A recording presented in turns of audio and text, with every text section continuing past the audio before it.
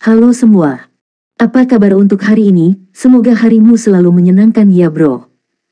Selamat datang di channel YouTube saya. Tolong dibantu subscribe, like dan share ya, supaya saya terus semangat bikin kontennya. Wakakakak. Solen 3 chapter 269 chapter 269 lawan mengerikan Xie tidak hanya Tang Wulin yang menang. Itu juga merupakan sebuah pukulan. Apakah dia menunggu ini sepanjang waktu? Meskipun Xie menggumamkan ini pelan, Shen Yi mendengarnya dengan jelas. Dia hanya seorang anak berusia 13 tahun. Bagaimana dia bisa begitu sabar? Ini hanya. Tanpa diketahui Shen Yi, profesi kedua Tang Wulin adalah pandai besi yang kesepian. Sejak hari dia bertemu Mang Tian, temperamennya telah dibawa ke batu asah dan terus diasah hingga hari ini. Dia telah menempa sejak dia berusia 6 tahun. 7 tahun lebih dari cukup untuk selamanya mengubah kehidupan seseorang tanpa bakat, apalagi keajaiban pandai besi yang tiada taraf yaitu Tang Wulin. Siswa nomor 10 segera bangun, matanya langsung bergerak untuk menatap Tang Wulin dengan tidak percaya. Dia merenungkan pertandingan dan bagaimana dia kalah, tetapi tidak peduli bagaimana dia melihatnya, dia tidak bisa mengerti bagaimana dia telah merebut kemenangan dengan kekuatan jiwanya habis. Ada apa dengan tubuhnya? Dan apakah cahaya ungu di matanya itu? Dia pingsan di saat-saat terakhir pertempuran, dan salju menutupi pandangan orang lain, jadi tidak ada yang melihat dengan jelas apa yang terjadi. Selanjutnya, kata Shen Yi. Xie dan siswa nomor 2, si Ramping, memasuki arena pada saat bersamaan. Tang Wulin kembali ke teman-temannya.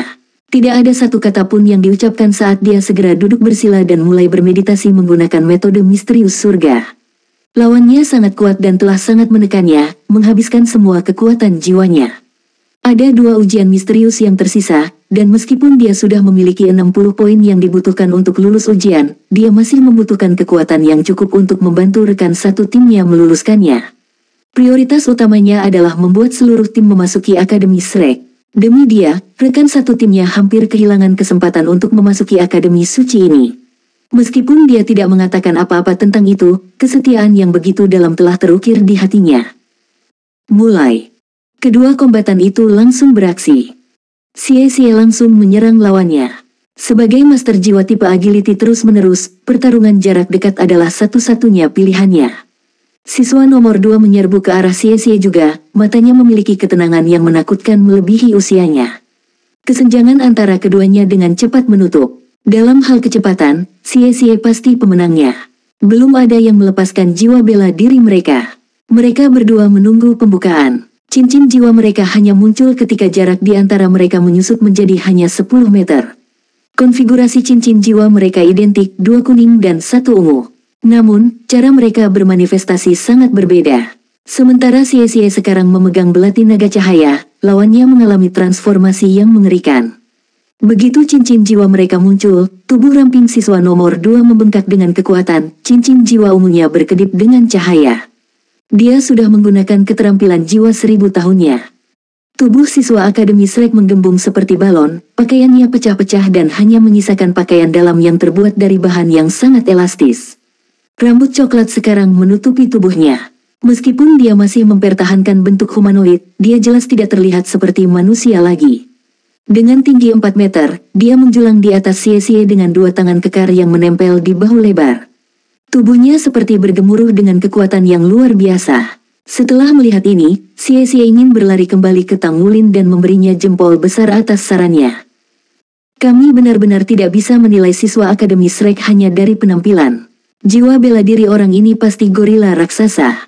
Bahkan mungkin, saat Xie merenungkan ini, lawannya selesai bertransformasi dan meluncurkan serangan. 2 lengan besar secara sembarangan menghantam tanah. Xie melompat ke udara sebagai tanggapan, mengacungkan belati naga cahaya untuk melepaskan pedang cahaya keemasan. Garis memotong dinding dan lantai arena, beriak dengan cahaya keemasan dan berfungsi untuk melawan gempa bumi. Gelombang kejut di bawah Xie membuatnya tercengang. Jika dia hanya 1 detik lebih lambat, dia akan segera kalah.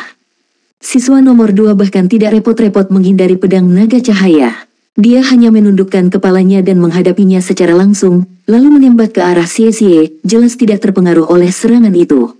Meskipun Xie adalah master jiwa tipe agility, lompatan lawannya jauh melampaui miliknya. Siswa nomor 2 tampak seperti monster saat dia melayang ke arah Xie. Kedua tangannya terayun ke arah Xie dengan kekuatan gunung. Dia sangat kuat. Tidak dapat mengerahkan kekuatan apapun di udara. Xie terpecah menjadi 3 klon, masing-masing menendang 2 lainnya dan melaju ke 3 arah yang berbeda. Itu adalah permainan yang cerdik untuk berada di luar jangkauan siswa nomor 2 yang mengerikan. Ini. Rasa syok memenuhi wajah para siswa Akademi Shrek. Tanpa diketahui Xie, mereka semua mengamati pertandingannya dengan penuh minat karena dia benar-benar memilih siswa nomor 2, yang terkuat dari 10 lawan yang diatur. Xie membelah menjadi 3 klon tidak tahap siswa nomor 2. Cincin jiwa pertamanya menyala, dan dia melontarkan 3 pukulan cepat. Tekanan dari pukulannya membuat udara mendesis.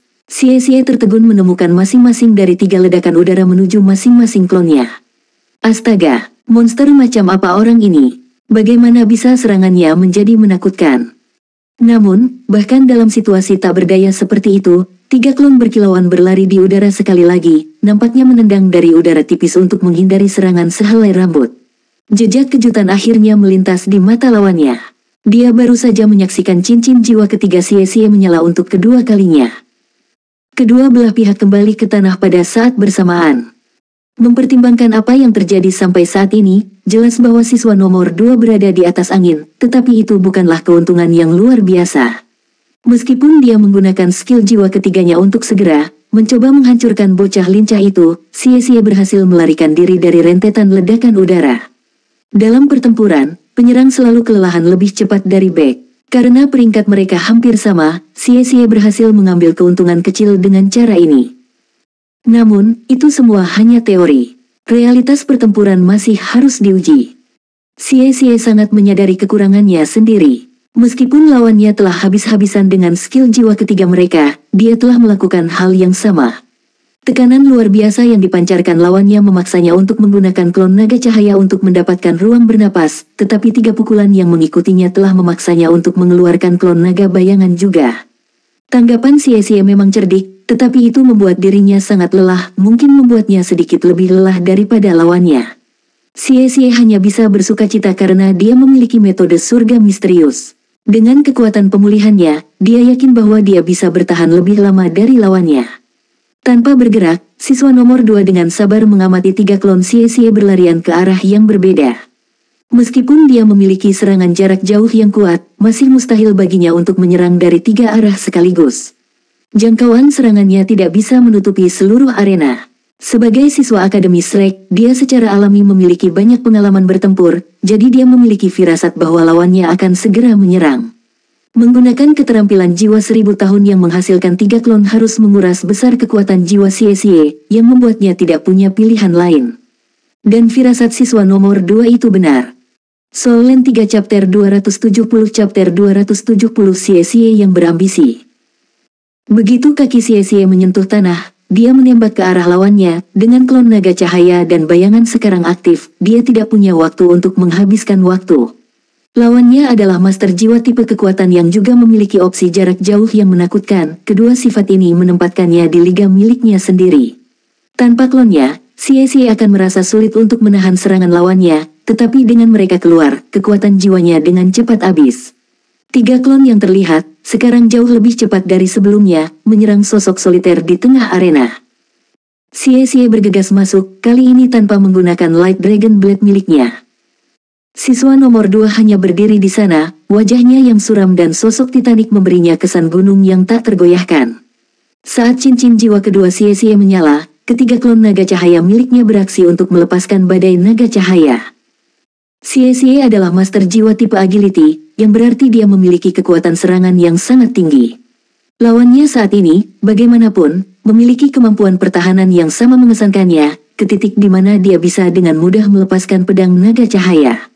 Namun, Light Dragon Storm berada pada level yang sama sekali berbeda. Xie yakin serangan itu akan melukai lawannya selama mendarat. Siswa nomor 2 menanggapi serangan itu, gerakan lengan kekar itu terlalu familiar bagi Xie. Jika Tang Wulin tidak sedang bermeditasi, matanya pasti akan melebar. Siswa nomor 2 menggunakan seni rahasia Sekte Tang, pengendali bangau, menangkap naga. Xie merasakan aura meluas keluar dengan hebat dari posisi siswa nomor 2. Setelah benturan, klonnya terlempar dari Light Dragon Storm. Dia kemudian melihat lawannya membuat gerakan menekan dengan tangannya, cincin jiwa keduanya menyala saat dia melakukannya. Di sana udara di arena tiba-tiba berubah. Saat itu mulai bergemuruh seperti guntur, 3 klon naga cahaya Xie dan 3 klon naga bayangannya dikirim terbang mundur. Raungan gemuruh membangunkan Tang Wulin dari meditasinya. Dia membuka matanya, hanya untuk melihat klon Xie dikirim terbang, dan kemudian berkumpul di udara untuk berubah menjadi satu. Siswa nomor 2 menginjak tanah, meluncurkan dirinya ke udara seperti peluru artileri. Cincin jiwa pertamanya menyala dan dia melayangkan pukulan. Gelombang kejut menyebar keluar. Kali ini, Xie tidak dalam posisi untuk menggunakan klonnya untuk menghindar. Penggunaan berulang dari keterampilan jiwanya telah membuat kekuatan jiwa dan pikirannya dalam kekacauan, belum lagi kerusakan yang dia terima karena dikirim terbang. Sebuah lampu hijau menyala, menyeret Xie ke tanah dan keluar dari jalur gelombang kejut. Siswa nomor 2 menghentikan kemajuannya. Dia membungkuk kepada Shen Yi dan kembali ke sisi sesama siswa Akademi Shrek. Pertandingan telah usai. Itu adalah kekalahan Xie. Dari awal hingga akhir, baru 5 menit berlalu. Xie ditekan sepanjang waktu, dan tanpa campur tangan Shen Yi yang tepat waktu, dia bahkan akan terluka parah. Inilah kekuatan seorang siswa Akademi Shrek. Dalam menghadapi kekuatan sejati, jiwa bela diri kembar atau kompatibilitas tipe master jiwa tidak ada artinya. Tang Wulin tercengang. Bagaimana jika aku yang memilihnya? Apakah saya bisa bertahan selama itu? Bisakah saya mengalahkannya? Dia tidak punya jawaban untuk pertanyaan ini. Dia tidak bisa memahami kedalaman kekuatan siswa nomor 2. Siswa nomor 2 sudah kembali ke bentuk aslinya, pakaiannya sudah kembali pas di sekitar sosok langsingnya pada saat dia mencapai teman sekelasnya. Tang Wulin menelan ludah. Orang ini sangat kuat. Kekalahan Xie tidak memalukan. Dia mampu menampilkan kekuatan penuhnya, tetapi lawannya benar-benar luar biasa. Xie kembali ke rekan satu timnya dengan bahu terangkat rendah. Tidak hanya dia menerima 3 poin yang sangat sedikit pada percobaan ini, dia juga akan memiliki lebih banyak poin yang dikurangi pada akhirnya karena gagal dalam percobaan. Akademi Shrek tidak peduli seberapa kuat lawannya sejak dia memilih lawannya sendiri. Tang Wulin menatapnya dengan serius. Kenapa kamu tidak terus melarikan diri darinya? Kamu tahu seberapa kuat dia. Xie tertawa getir. Klonku menggunakan terlalu banyak kekuatan jiwa, tapi tanpa mereka, aku tidak punya cara untuk menahan serangan jarak jauhnya. Saya tidak pernah memiliki kesempatan di arena kecil ini. Jika arena lebih besar, maka saya mungkin punya kesempatan. Tang Wulin mengerutkan alisnya. Kamu, renungkan pertempuran Anda. Ya, klon Anda memang menggunakan banyak kekuatan jiwa, tetapi apakah Anda lupa? Lawanmu hanya sekuat itu karena dia juga menggunakan skill jiwa 1000 tahunnya. Bagaimana tingkat konsumsinya bisa lebih rendah dari Anda? Anda memiliki jiwa bela diri kembar dan metode surga misterius. Konsumsi kekuatan jiwa adalah hal terakhir yang harus Anda hilangkan. Mengapa Anda tidak bisa bertahan setidaknya 10 menit? Tidak mungkin serangannya bisa menutupi seluruh arena. Anda memiliki 3 klon, jadi jika Anda mengirimnya ke arah yang berbeda, dia tidak akan bisa melakukan apapun. Anda hanya perlu mengontrol jarak antara Anda dan klon Anda. Alih-alih bertindak lebih dulu, Anda seharusnya bertempur dalam pertempuran gesekan. Mungkin dibutuhkan lebih banyak kekuatan jiwa untuk mempertahankan klon Anda semakin jauh dari satu sama lain, tapi itu masih lebih baik daripada dikalahkan dalam satu pukulan. Apakah ada yang ingin Anda katakan untuk diri Anda sendiri? Setelah mendengarkan ceramah Tang Wulin, Xie menamparkan pahanya. Kamu benar. Aku tidak percaya aku lupa pria itu juga menggunakan keterampilan jiwa 1000 tahunnya. Akhir-akhir ini aku telah melawan terlalu banyak makhluk jiwa jadi aku bahkan memperlakukannya seperti makhluk jiwa. Suara Xie terdengar sampai ke ujung ruangan.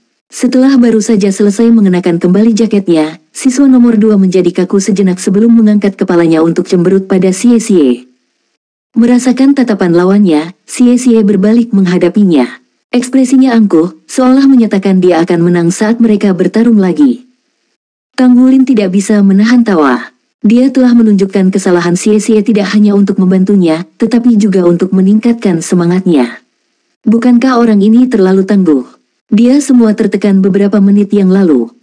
Ketika mereka selesai berbicara, Gu Yue sudah memasuki arena. Dia memandang siswa nomor 2, cahaya aneh berkedip di matanya. Lawannya memasuki arena. Itu adalah siswa nomor 1. Siswa ini luar biasa di luar keyakinan, praktis tidak dapat dibedakan dari sembarang orang yang ditemukan di jalan. Dia dengan tenang berjalan untuk berdiri di seberang Gu Yue. Mulai. Dengan deklarasi Shen Yi, pertandingan ketiga dimulai. Ini adalah pertandingan penting bagi Gu Yue. Jika dia mendapat nilai buruk, pada dasarnya berarti dia tidak akan lulus ujian. Menang adalah satu-satunya pilihannya. Cincin jiwa naik di bawah keduanya, tetapi yang mengejutkan semua orang, 3 cincin jiwa siswa nomor 1 semuanya berwarna ungu. Dia memiliki cincin jiwa 3000 tahun.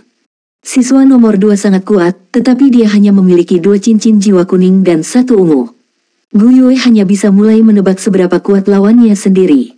Umumnya, hanya master jiwa tipe jangkauan yang akan segera melepaskan cincin jiwa mereka saat pertempuran dimulai. Dari tindakan kedua belah pihak, jelas ini akan menjadi pertarungan jarak jauh. Pada kenyataannya, itu benar-benar terjadi seperti ini. Soul Land 3 Chapter 271.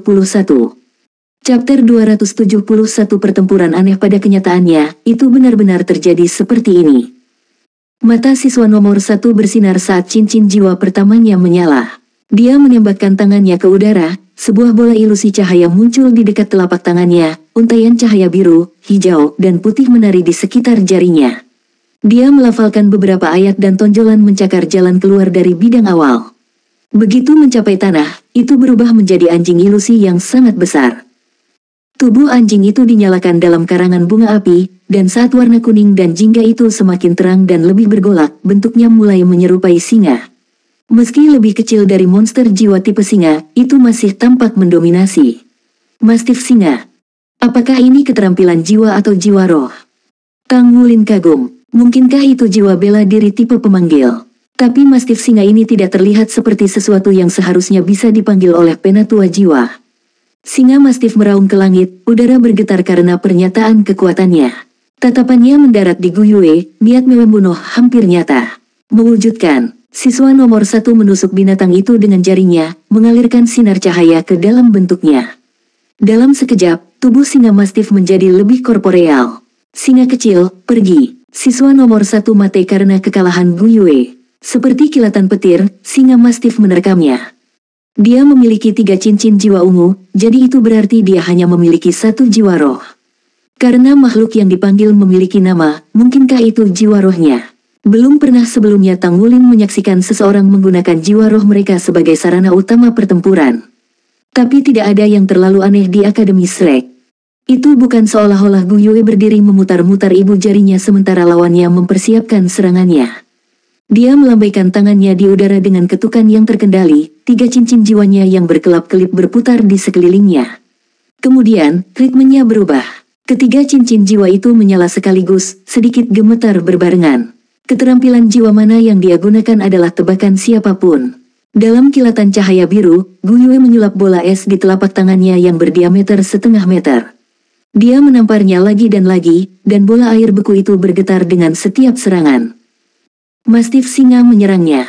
Saat ia berakselerasi dalam kecepatan, bulunya menonjol seperti ujung ekor meteor yang berkobar.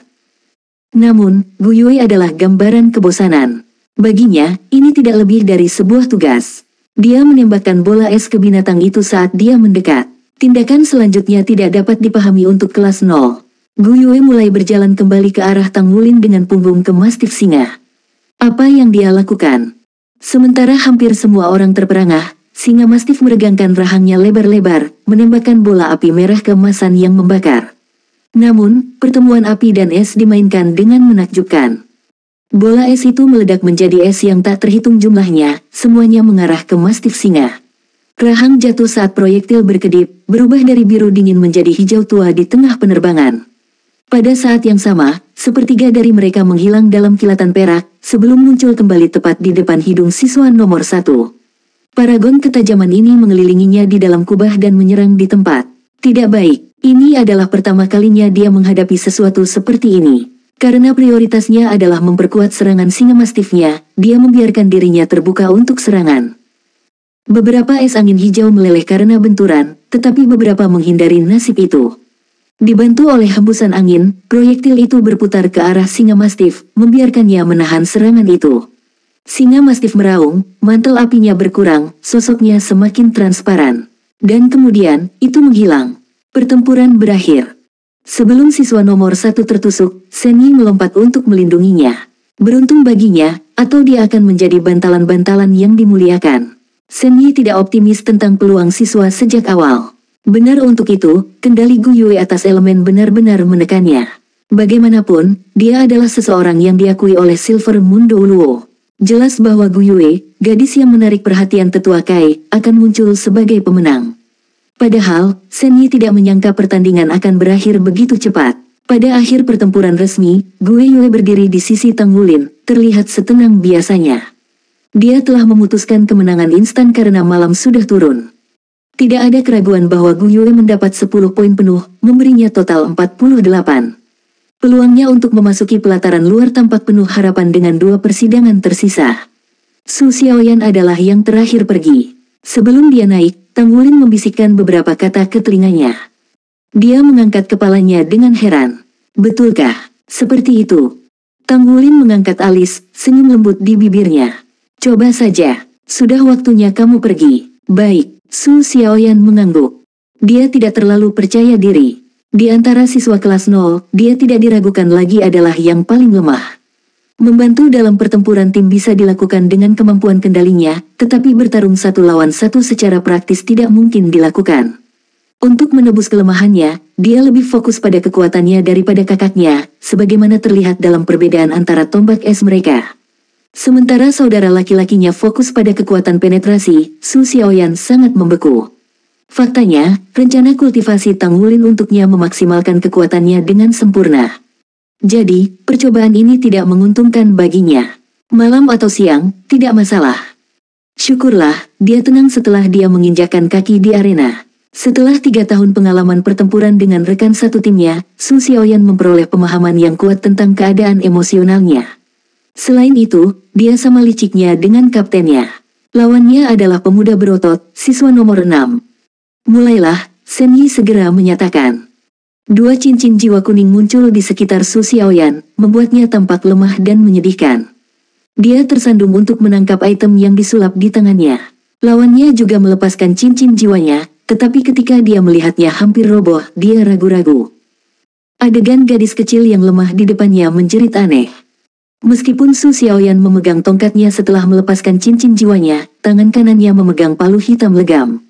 Tidak ada yang bisa melihatnya dengan jelas dari kejauhan. Meski begitu, beratnya terlihat karena dia harus bersandar pada tongkatnya untuk menjaga keseimbangan. Apa yang sebenarnya terjadi? Apakah itu perangkat jiwa? Tapi percobaan ini melarang mereka. Shen Yi menatap Su Xiaoyan sejenak, tapi pada akhirnya dia menahan lidahnya.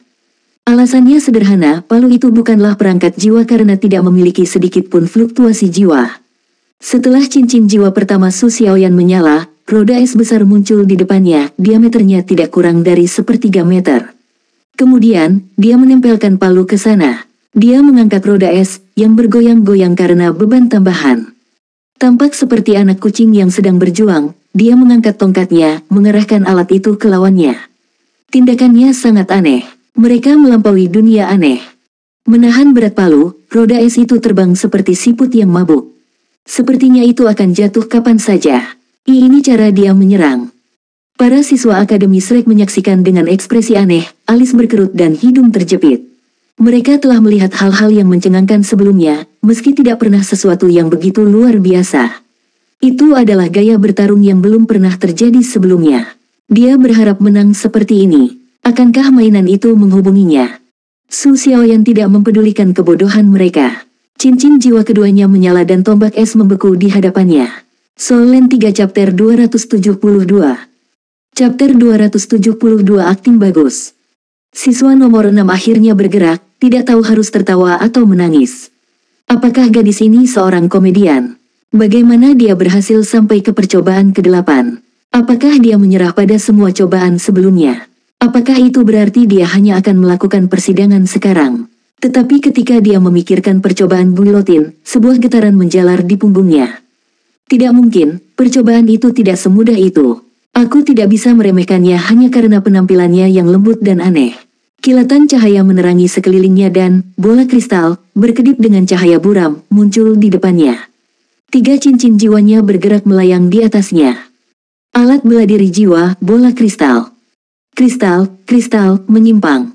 Dia berteriak, mengabaikan roda es di udara. Itu hanya mainan lambat yang tidak menimbulkan ancaman baginya. Cincin jiwa pertamanya menyala dan putih memenuhi matanya. Kristal itu bersinar sebagai tanggapan.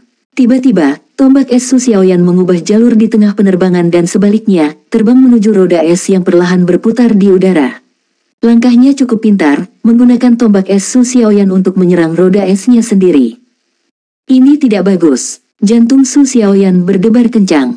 Jika dia membiarkan dia melakukannya, maka dia akan kalah dalam pertandingan ini. Tanpa pilihan, dia memilih momen kritis ini untuk mengungkapkan kartunya. Cahaya ungu bersinar di matanya, memukau lawannya.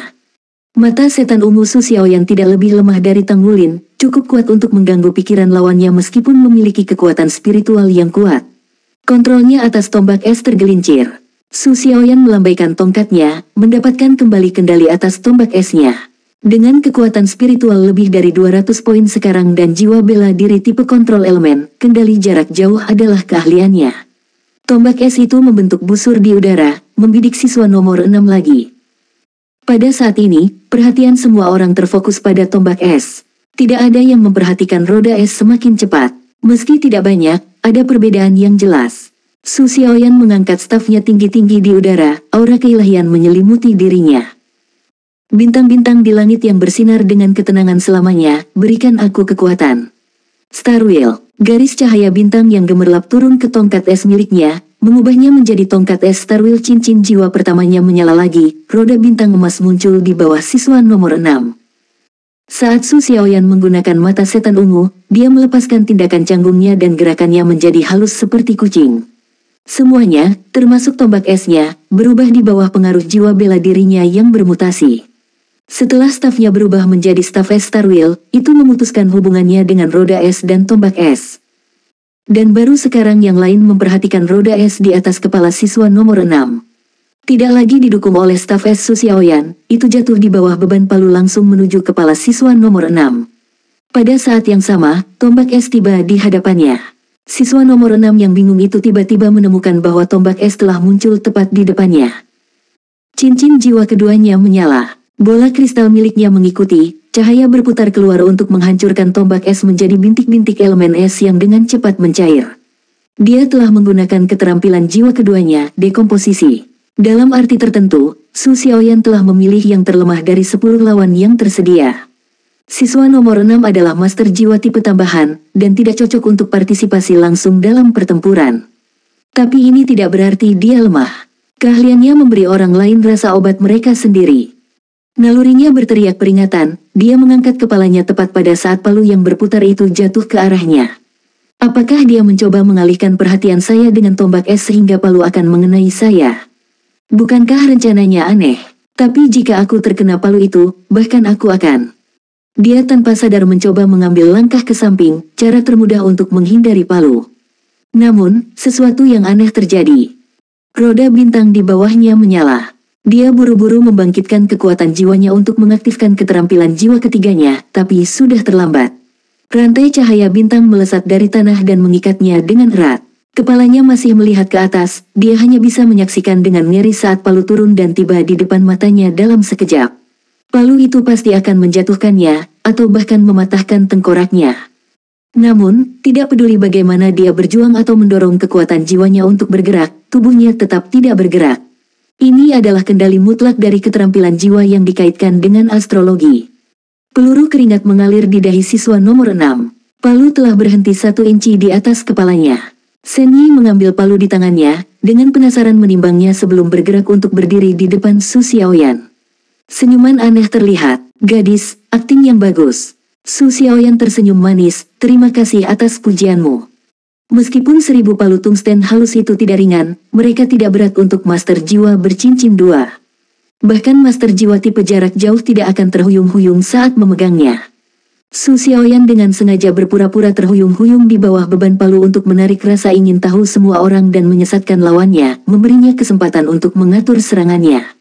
Inilah mengapa Shen Yi menyebutnya akting. Gadis ini akan kalah jika dia melakukan kesalahan sekecil apapun. Siapa yang menyangka palu logam tanpa sedikit pun kekuatan jiwa akan menjadi faktor penentu dalam pertandingan ini? Kelemahan terbesar dari Starwheel Suckles adalah kurangnya kekuatan ofensif. Selain itu juga melumpuhkan Su Xiaoyan selama penggunaannya, yang berarti dia tidak bisa menindaklanjuti dengan serangan. Jadi, Tang Wulin diam-diam memberinya salah satu cincin gelang perak beratnya ketika dia membisikkan rencana pertempuran ke telinganya, memberitahunya cara mengeluarkan palu tungsten. Dia tidak perlu menginstruksikannya lebih jauh dari itu. Dia paling tahu bagaimana memanfaatkan penampilannya yang lemah untuk menang.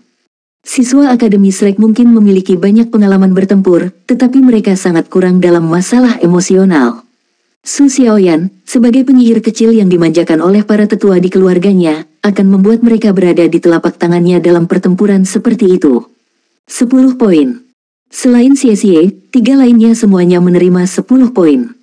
Setelah persidangan ke-8, Tang Wulin memiliki 60 poin, Gu Yue memiliki 48 poin, Xie memiliki 51 poin, dan Su Xiaoyan memiliki 50 poin. Dengan 2 percobaan tersisa, peluang mereka untuk mengoper sangat besar. Dari keempatnya, hanya Tang Wulin yang tidak perlu lagi khawatir tentang cobaan berikut. Karena alasan inilah Tang Wulin habis-habisan dalam persidangan ke-8. Mari kita lanjutkan ke sidang berikutnya. Emosi yang kompleks berputar di dalam hati Shen Yi. 4 murid kakak laki-laki benar-benar luar biasa. Meskipun jiwa bela diri mereka tidak spektakuler, mereka tidak perlu begitu, bagaimanapun juga, tidak semua orang memiliki jiwa bela diri yang perkasa. Satu-satunya yang menonjol dalam hal ini adalah Gu Yue. Xie itu memiliki jiwa bela diri kembar yang homogen, tetapi mereka tidak dapat dibandingkan dengan jiwa bela diri kembar sejati. Meskipun Su Xiaoyan cukup mampu, batasan pada kemampuannya terlalu keras.